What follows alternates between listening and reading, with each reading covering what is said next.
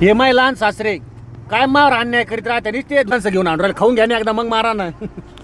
तर जय श्रीराम. पुन्हा तुमचं सर्वांचं एकदा आपल्या नवीन ब्लॉगमध्ये स्वागत आहे. आपण एक ठिकाणी थांबलो होतो उज्जैनला जाताना आणि तिथे ना तुम्हाला सांगतो आम्हाला बुट्टे खाऊ घातले. म्हणलं हे बुट्टे काय प्रकार आहे म्हणे कंस म्हणे उकडलेले भाजलेले कंस भेटत आहे म्हणे. आणि ट्रिपला जाताना असा कधी आनंद घेतला नाही फॅमिली संगत त्या गोष्टीची काही मजाच नाही बरं का. त्याच्यामुळे आपण ना प्रत्येक गोष्टीचा आनंद घेत ना पुढे चाललो होतो देवदर्शना. मामा लोकांना म्हणलं भाऊ इथं जर आपण टाइमपास केला तर उज्जैनचे दर्शन आपलं होणार नाही. टपक्यान तुम्ही आवरा राहू लई टाइमपास करू राहिले बरं तुम्ही सगळे. महत्वाची गोष्ट म्हणजे मी सगळ्यात शेवट कणीच खाल्लं. आणि काही वेळातच आम्ही उज्जैनमध्ये पोहोचलो. तुम्हाला सांगतो उज्जैनमध्ये पोहोचल्यावर एवढा आनंद झाला मला. आणि पहिल्यांदा गेलो नव्हतो मी, याच्या आधी पण गेलो होतो पण हा नजारा मी पहिल्यांदाच पाहिला. जय महाकाल. चलो चलो.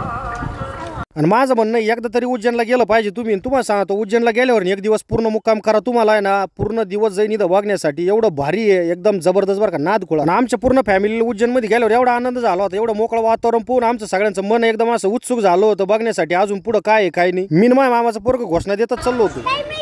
जय महाकाल. चलो. तुम्हाला सांगतो मुख्यद्वारपासून तर डायरेक्ट मंदिरापर्यंत तुम्हाला सांगतो एवढ्या अवयढव्य मूर्ती बघायला भेटतील तुम्हाला. वेगवेगळ्या प्रकारच्या आणि एवढी खतरनाक लाइटिंग राहते संध्याकाळी. याच्यानंतरची व्हिडिओ मी तुम्हाला उद्या दाखवीन. आणि एकदम जबरदस्त संध्याकाळची लाइटिंग राहते. अशाच नवीन व्हिडिओ बघत राहा.